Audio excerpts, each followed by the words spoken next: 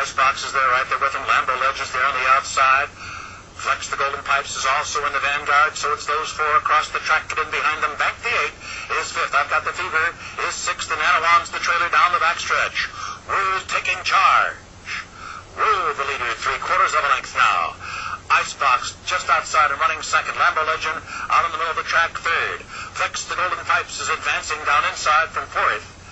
And on far outside, it's I've Got the Fever, followed by Bank the 8, who's now back second to last. Anawan trails 6 lengths from the lead. The leader's still Rule.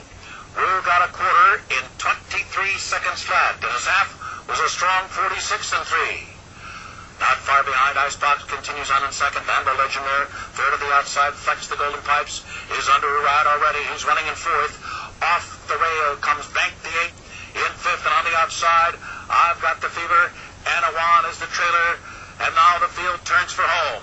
And it's been Rule the whole way, and Rule turns for home off a 3/4 mark of 11 and 4.